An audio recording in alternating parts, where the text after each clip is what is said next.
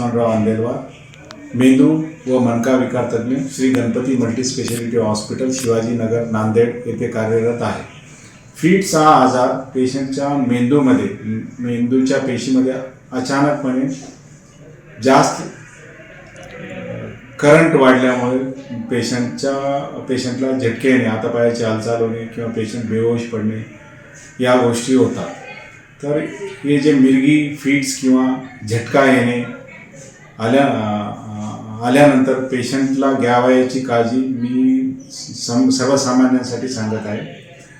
जेव्हाही पेशंटला झटका फिट्स येतात तेव्हा पेशंटला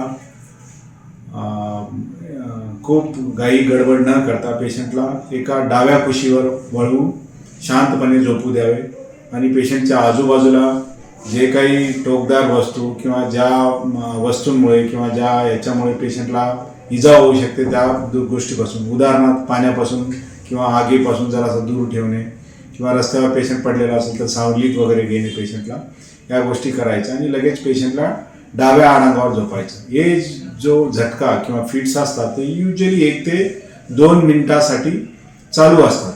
तर 1 ते 2 मिनिटानंतर ॲटोमॅटिक ते पेशंटचे फिट्स कमी होतात आणि पेशंट हळूहळू बरा होऊ लागतो. जर हे जे फिट्स येतात हे फिट्स जर जास्त वेळ चालू असेल किंवा परत येत असतील किंवा 5 मिनिटापेक्षा जास्त चालू असेल तर लगेच जवळच्या इमर्जन्सी रुग्णालयात पेशंटला दाखल करावे आणि पेशंटला श्वास घेण्यासाठी जरासा मोकळी हवा येऊ द्यायला पाहिजे आणि पेशंटच्या तोंडात चावी ठेवणे, कांदा, लसण किंवा काही खेडेगावात चप्पलचा वास वगैरे देणे या गोष्टी काही करू नये आणि लगेच पेशंटला त्वरित दवाखान्यात आणून योग्य तो उपचार करा. एपिलेप्सी हा एक न्यूरोलॉजिकल विकार आहे ज्यामध्ये वारंवार फिट्स येतात.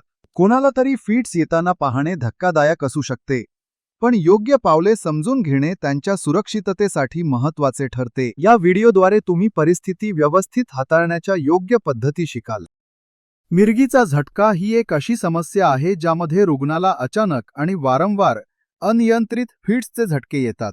हा त्रास मेंदूतील विद्युत अवरोधामुळे होतो. तुमचं प्राथमिक उद्दिष्ट म्हणजे त्या व्यक्तीला इजा होण्यापासून वाचवणे. जर ती व्यक्ती उभी किंवा बसलेली असेल तर तिला हळुवारपणे जमिनीवर पडून राहण्यास मदत करा. फिट्स आलेले असताना त्या व्यक्तीला कोणत्याही कठोर किंवा धारदार वस्तूंपासून दूर ठेवा जेणेकरून तिला इजा होणार नाही.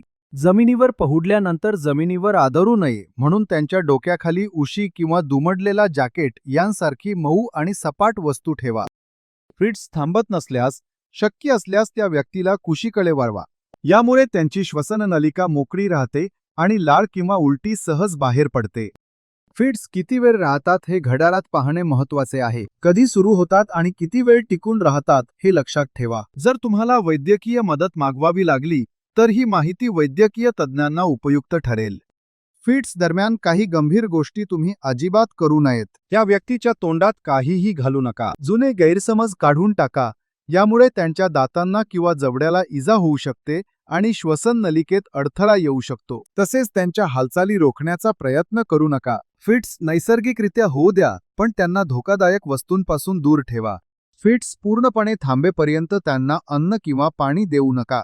फिट्स थांबेपर्यंत आणि ती व्यक्ती पूर्णपणे शुद्धीवर येईपर्यंत तिच्यासोबत थांबा. फिट्स नंतर त्यांना गोंधळलेपणा किंवा तंद्री जाणवू शकते. यांच्याशी शांतपणे बोला आणि त्यांना धीर द्या.